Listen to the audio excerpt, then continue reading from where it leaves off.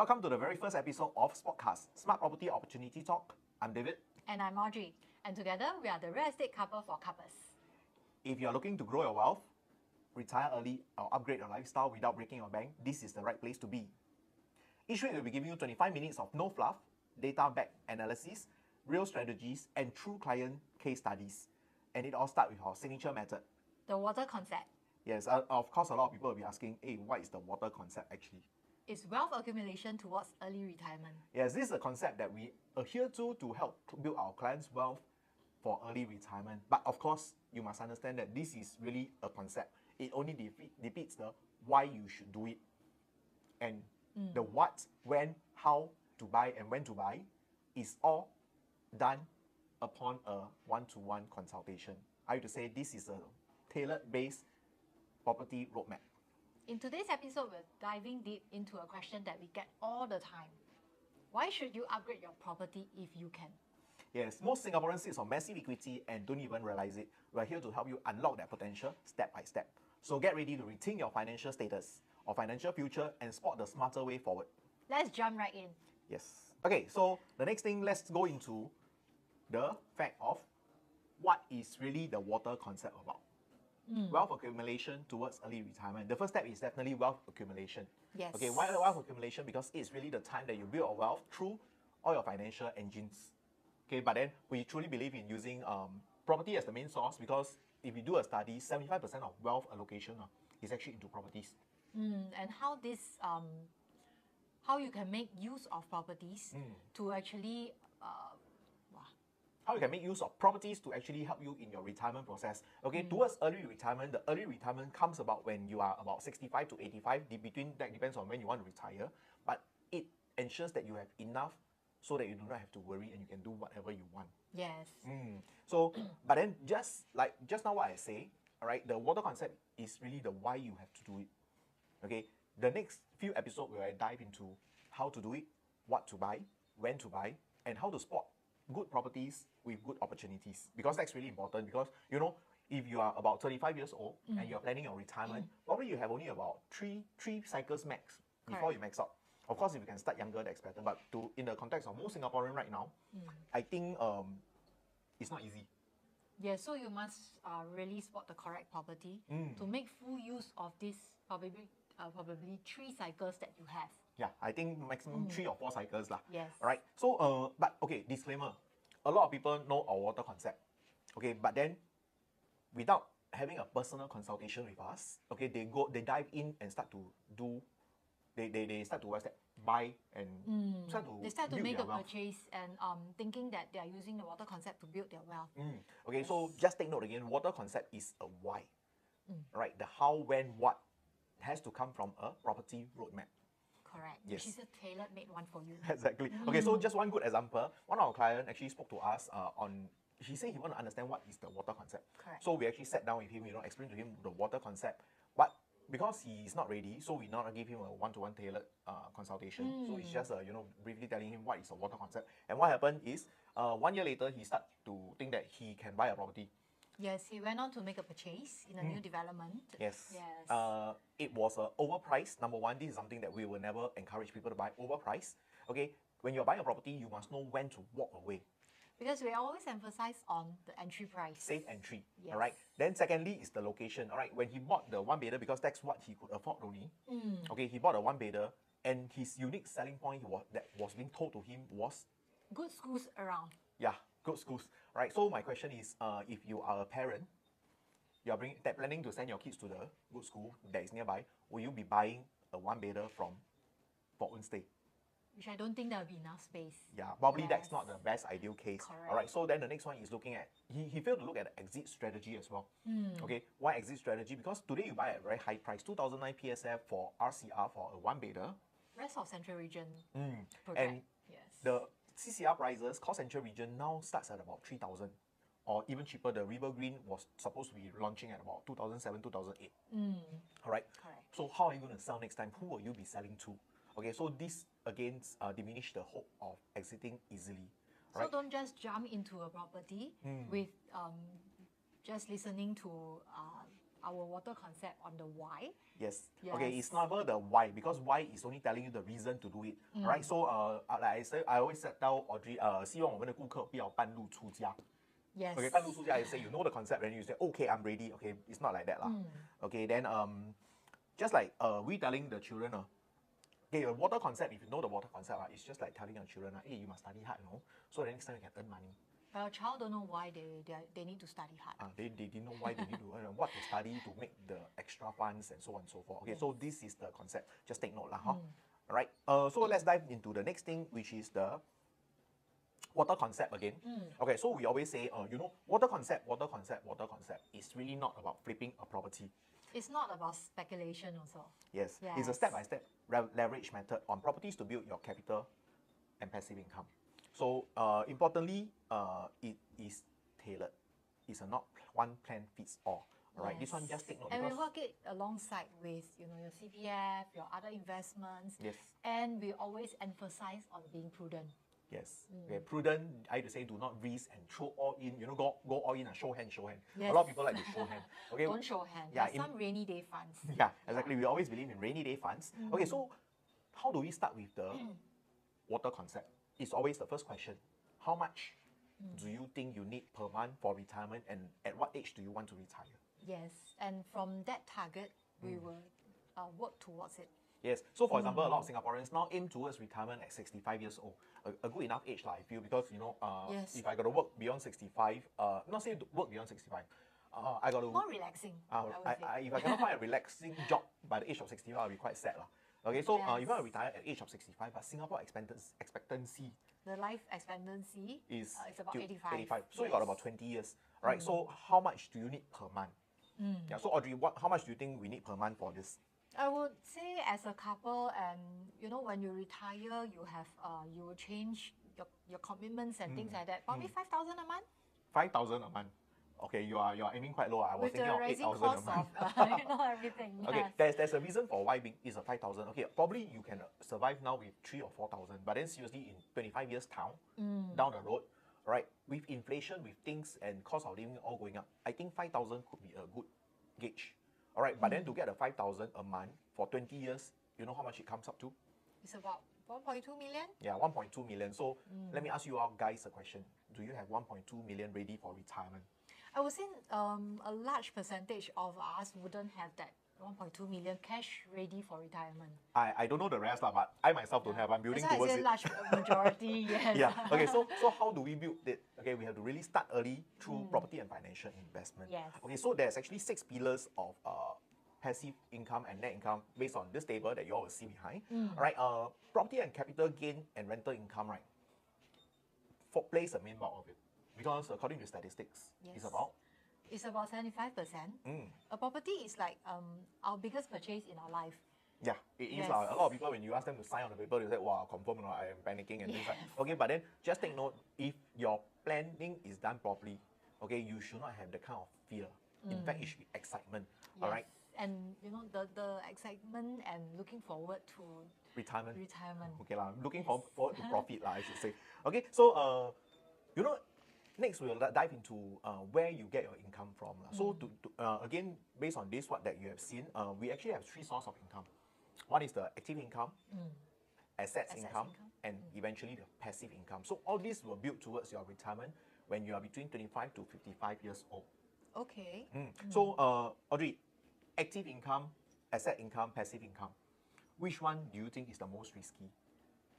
I would think is active, because assets you can't really you know, sell it immediately, like get the money immediately. I would say something hard like assets, Yeah, right? hard It's assets. difficult to lose money. Yes. Totally. I would say, okay, if I buy hard assets for probably 1.5 mil, over the years with inflation, it should rise. Even if it does not rise, right, it will not go to 0. Yes. Okay, but active income is something that you will lose overnight.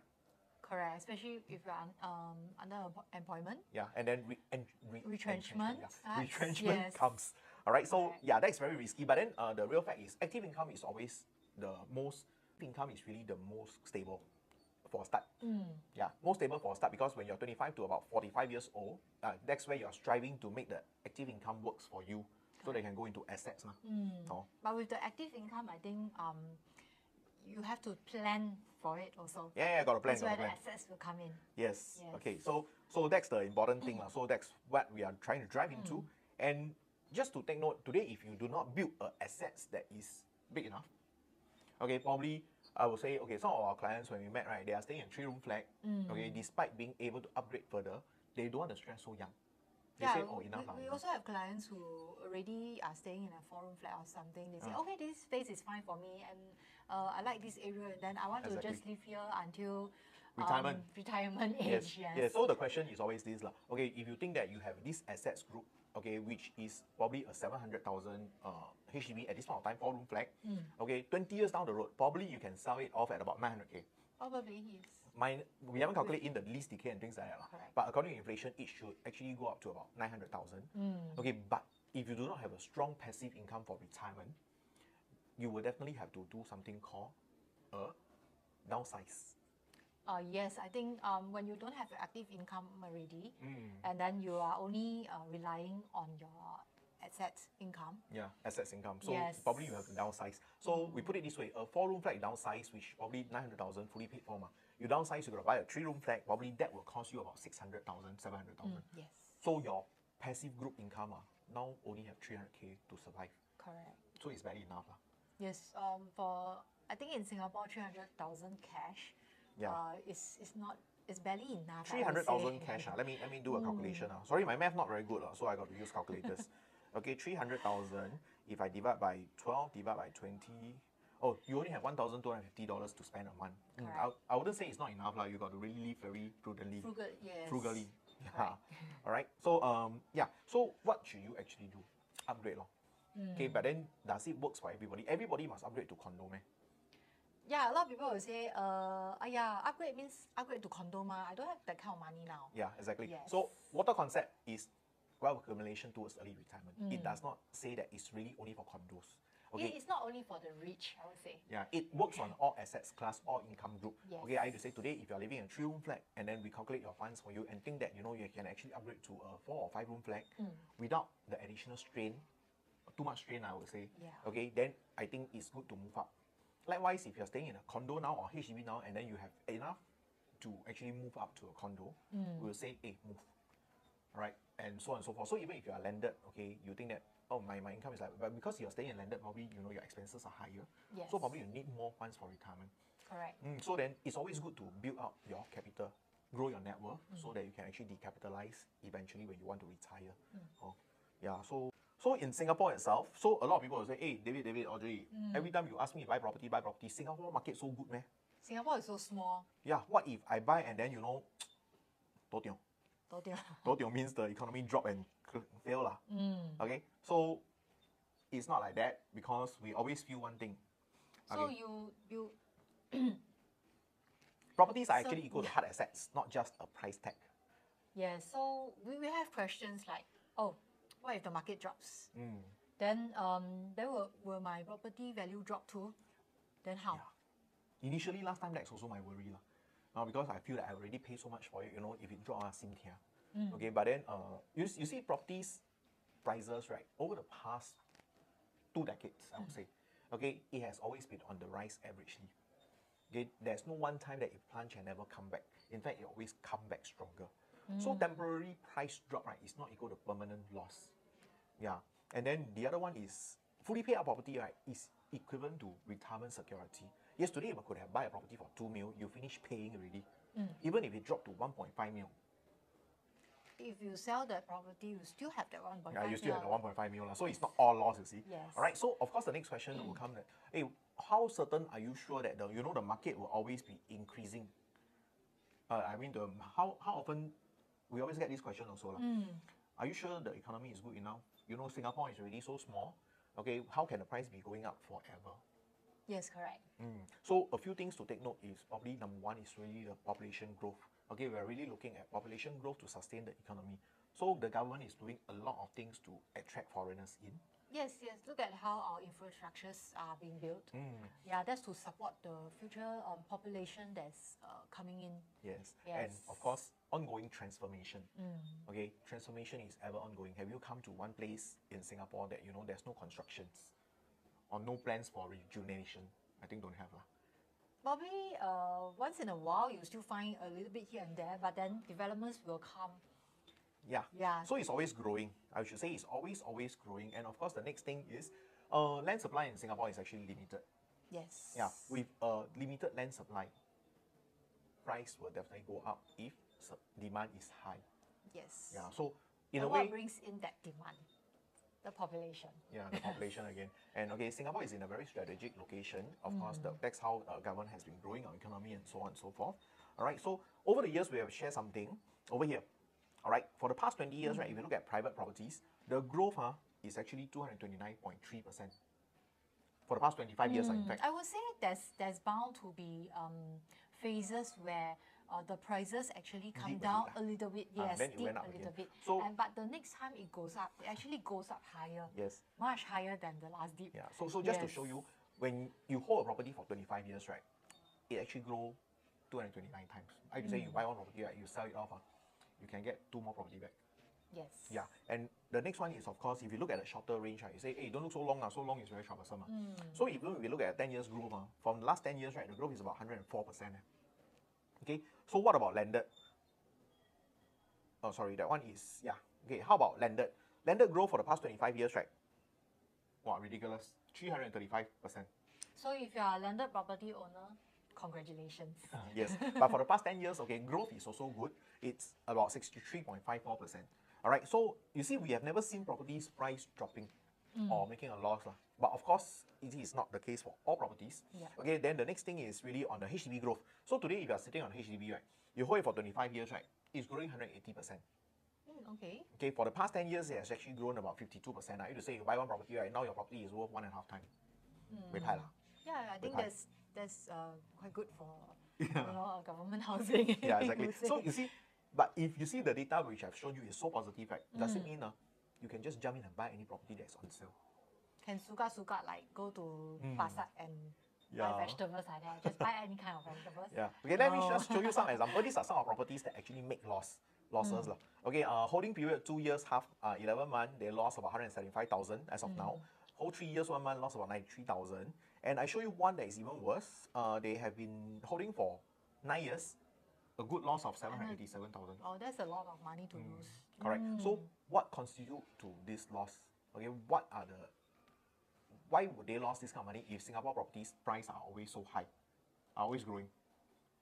They bought in at the wrong season. Wrong season, wrong time, wrong price, wrong location. There's a lot to calculate, a lot to analyze. So before you jump into buying a property, okay, you really have to do analysis. Okay, the first easiest one, okay, in layman terms, I would say you have to break into 3 categories. Number 1 is really the entry price. Yes. Okay, why entry price? We always emphasize a lot on entry prices. Yes, today you don't buy a property that is so high, and then you see the surrounding, it's not even hitting this kind of pricing. This pricing. Okay, of course, some of properties, the older one definitely will be cheaper, in terms of quantum. But then you got to see whether is it sustaining the growth. Yeah, so we will use a certain tool to actually analyze whether this is really good enough, and the new launch is really worth buying. If not, can the resale be bought at that location? Yes, okay, so, or if not, can you change your region to buy? Yes, so entry price is very important because safe entry means easier exit. All right, the next one that we're looking at is really the transformation around the area. Yes, transformation, ongoing transformation. Is there any changes to the surrounding? Is government planning to build MRT, build infrastructure, convert into a business hub, so on and so forth? Okay, with that, probably your growth is faster, easier. Yes. Yeah, but a lot of people think that government haven't announced. Yes, and a lot of people may think that, wow, this Unsafe. place still a bit 鸟不生蛋. So is it unsafe. safe for me to go in now? Exactly, Yes. exactly. So yeah, but take note, when the transformation is announced and in place, probably the price is already at the peak. Also, these are the things that you guys have to really take note in. And last but not least is really the exit strategy. Yes. Yeah, exit strategy. Okay, you must know how to exit when you buy a property. Yes, the like the safe entry price, the price must be right for Yeah. you to exit. Yeah, not the 开门关门 out of the house. No, it's You not. don't want your house to become like a show flat. Yes. So the very Yes. important thing to take note is, for example, if you're buying a 1-bedder and the unique selling point is really a school, probably it's not so easy to exit next time. Because Precisely, because a lot of families will be going to that area because of the school. yeah, So if you are getting a one-bedder, it might not appeal to all these yeah, families. probably one bedder is not the choice for families aiming for the school lah. Not enough space ma. Yes. Yeah, but then it works if you are buying a 3 or 4 bedder, for example. So, but this is just an example. Okay, just take note. Whatever we say here is really an insights, but it's not the tailored strategy. Yes. Okay. Yeah. So We have to meet you to tailor a strategy for you. yeah. So, but we are okay with Zoom. If you want Zoom, book a one-to-one consultation. Via Zoom, via physical is also okay. Okay, but take note, in a project itself, not just by diving into the project, you know, oh, this project is good means can buy. Correct. Not only the surrounding environment in the project itself is also very important. Yeah, correct. Yes. Okay, the individual unit, and here, what are the units to buy? What are the phasing that you should be encouraged to go into? And of course, last but not least is you must know what is the walkaway price. Okay, because once the property hit a certain range of price based on our analysis, this property is deemed as high risk. Yes, it is. So not so easy to exit lah. Also, just be careful. So I would really suggest, don't be emotional when you're buying. Don't see because new launch everybody is buying, then you just rush in. You know, when it's your queue ready, all the unit that you want is not available, and then you see, oh, whatever there is, just grab. Don't be like, you know, going to a hawker center or a particular food store, you see that there's a queue there, then you start queuing up for it also. Just because you see there's a queue. Okay, and wanting to buy the food, and then in the end you might just disappoint yourself. Exactly.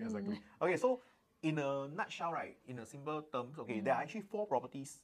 We can actually categorize properties into 4 groups, 4 quadrants, I would say. 4 quadrants. Okay, so the best property for investment or even own stay, right, is really condo with high growth and high rental speed. That deserves a tick. 3 tick. Many ticks, I would say. Okay, if you can find this out of condo, right, just go and buy it. Yes, or this kind of properties, grab. Okay, the other one is really the high growth but low rental speed.